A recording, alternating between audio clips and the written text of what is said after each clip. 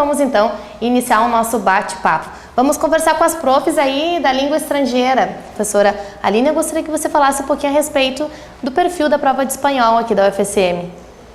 Bom, tanto a prova do primeiro dia quanto a prova do segundo dia é uma prova que requer basicamente interpretação contextual. Nós precisamos lembrar aos alunos que interpretar, que é o mal de todos os alunos, eles têm um medo enorme em interpretar, né? Interpretar nada mais é do que ler, e ler com atenção o enunciado das questões previamente, para que se possa fazer uma leitura mais clara, mais crítica e mais atenta do texto. Não é porque a língua é semelhante que tenha que ter obrigatoriedade em ser igual. Muitos têm esse pensamento, mas não é verdade. Nós temos vocabulário importantíssimo, não só de pronomes, de conjunções, de verbos, de advérbios, que precisam e requerem que o aluno sublinhe essas palavras na hora da leitura, que não as deixe passar como se simplesmente elas não fossem tão importantes, porque como a prova desse ano, de janeiro, ela não cobrou tanta gramática, os alunos são capazes de pensar que agora nós tenhamos a mesma prova. Nunca se sabe, uma prova é sempre diferente da outra. Então, eu acredito que todos devam ficar atentos a todo e qualquer assunto que diga respeito à língua espanhola, que é uma língua importante dentro do nosso contexto aqui do Rio Grande do Sul, e uma língua que deveria ser mais aprimorada, vamos dizer assim, né? Que o aluno não menospreze tanto a língua em função dela ser parecida, mas não é igual. Vamos ouvir um pouquinho então da professora Regina, para ver o que ela tem a nos falar a respeito do perfil da prova de inglês, né, da língua estrangeira. A prova de inglês é uma prova tanto do PS1 quanto PS2. Ela é uma prova que prioriza muito o vocabulário, o conhecimento de vocabulário. E aí entra o que o aluno aprende na aula, aquilo que ele traz de casa, que a gente chama de background, e o conteúdo linguístico, a gramática.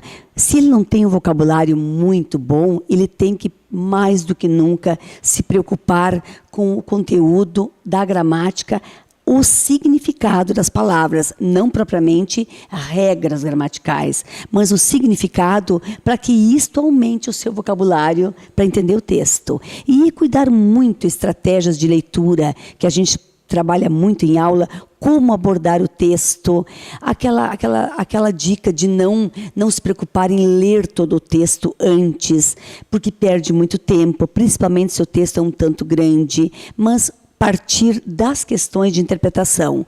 Pelas questões, no português, ele depois vai procurar no inglês, que se torna muito mais fácil e muito mais rápido. Então, esta orientação que eu sempre passo para eles, primeiro, aquela olhada geral no texto, gravuras, título, subtítulo, legenda, se tiver, e depois, então, partir para as questões.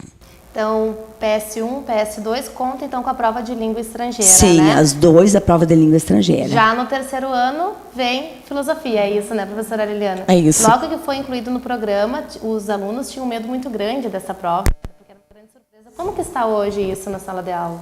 Na verdade, no início houve uma certa resistência, e a resistência vinha exatamente da formação, de ter uma formação que não privilegiava, ou uma formação que os professores não sabiam exatamente ainda por onde ia a prova, uma prova nova. Mas hoje a gente percebe que os alunos têm assim, consideração pela prova, entendem que a prova de filosofia é um diferencial, principalmente para aqueles que são de Santa Maria.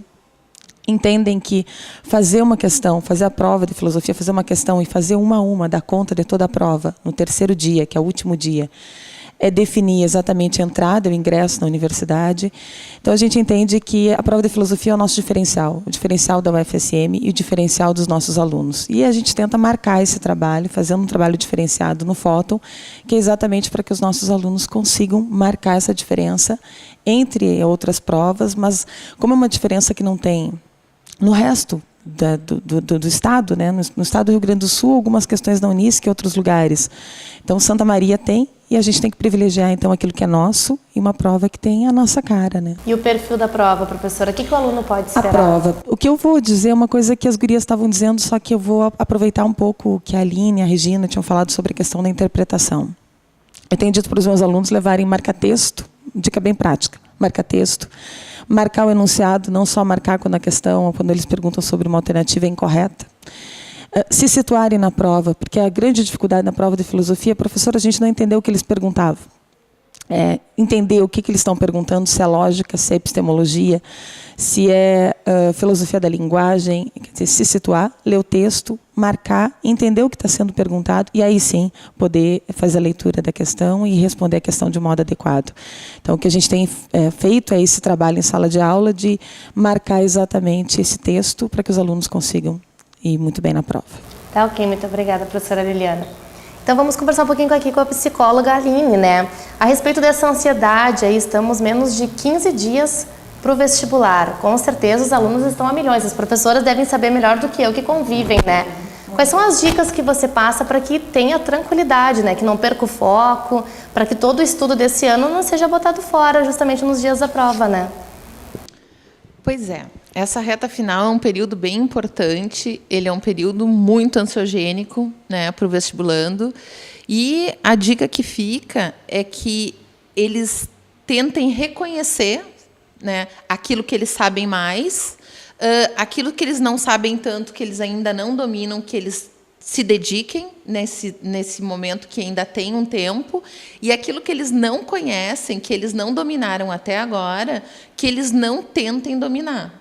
Porque eles só vão ativar o estresse deles, então é muito importante que eles se reconheçam dentro de cada conteúdo. O que eles sabem, eles reforcem o conhecimento, continuem revisando. Aquilo que eles não dominam tanto, que eles invistam um tempo estudando ainda. E aquilo que eles não conhecem, que eles nunca dominaram, não vai ser nesses 15 dias que estão faltando que eles vão conseguir dominar. E a rotina mesmo, Aline, o horário de acordar, de tomar o café da manhã, eu acho que isso, eu não sei qual é a orientação que vocês passam, mas no dia do vestibular não mudar também, para que nenhuma... Exatamente, nem no dia do vestibular, né? E nem nesse período pré-vestibular. Por quê? Porque é muito importante que o corpo mantenha o seu ritmo. Então, quem já está estudando, levantando cedo, que mantenha. A orientação que os... neuropsicólogos dão para ter um bom rendimento no estudo estudem 50 minutos, descansem 10 minutos, voltem, retornem ao estudo para mais 50 minutos, tentando alternar as áreas de conhecimento entre exatas e humanas. Isso faz com que o cérebro se ative e aproveite melhor o conhecimento. Quanto à questão da alimentação, é muito importante assim que na véspera da prova, que não haja grandes mudanças, que alimentos muito pesados, muito gordurosos, que eles evitem, porque são alimentos que causam sono. Alimentos estimulantes, como os refrigerantes, os cafés, os chocolates, também não são aconselhados, porque eles, apesar de causar uma aceleração, aquela aceleração é imediata, a tendência depois é de dar uma caída. Então, assim, é muito importante assim, que eles mantenham o ritmo. A alimentação, quanto mais leve, mais saudável, melhor. Quanto ao relaxamento na hora da prova, por exemplo, a dica que fica é: recebam a prova, respirem fundo 5 vezes, respirem pelo nariz, soltem pela boca 5 vezes. E façam isso ao longo da prova, a cada 50 minutos, a cada hora, porque isso sempre adianta na parte da oxigenação e, consequentemente, aumenta o potencial de concentração. E o cansaço durante a prova, né?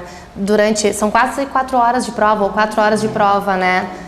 Então, para concentrar, é importante a questão da respiração, então. A respiração ajuda. Alguns exercícios de alongamento que tu pode fazer sentado na cadeira também ajudam, né? Esticar os braços, esticar as pernas. E, em caso de muito cansado, solicitem ao fiscal ir até o toalete, né? Lavar o rosto, dar uma relaxada no corredor, porque isso ajuda bastante no retorno. Você está acompanhando o Fóton à Prova aqui no canal 19 da NET e também pelo santamaria.tv.br. Nós vamos para um breve intervalo e nós já voltamos.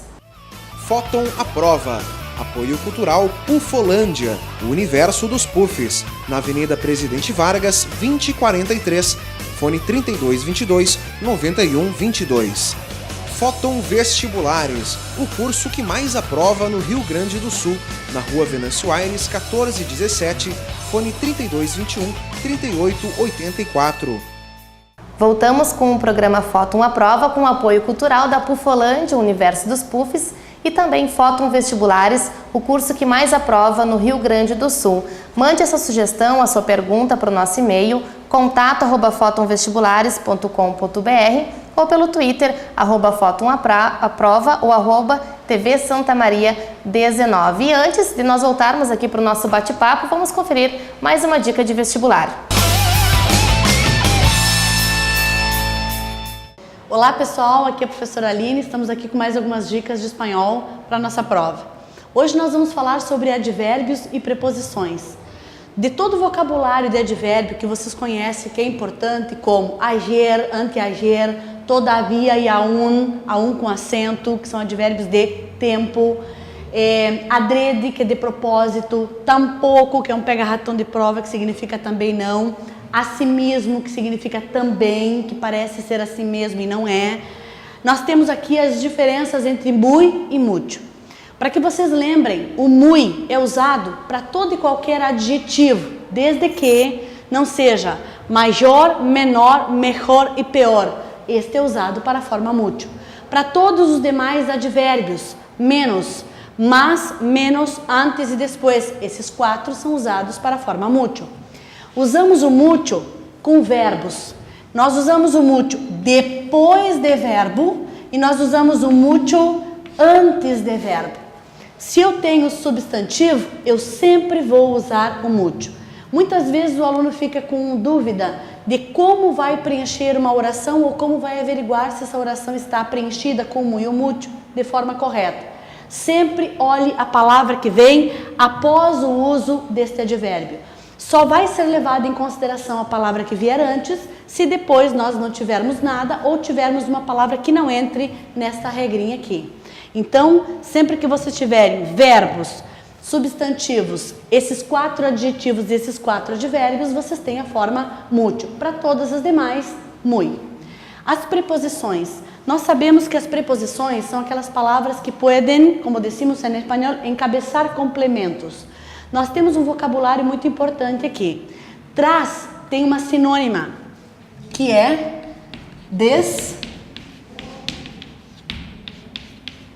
depois de ou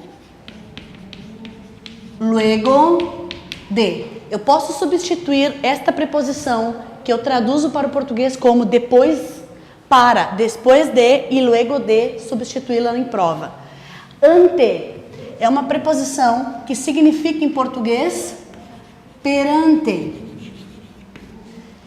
Nós temos como substituta do ante esta locução preposicional que é frente a. Bajo possui uma sinônima sem alterar o contexto. Debaixo de. A tradução de bajo pode ser debaixo de ou sob no português.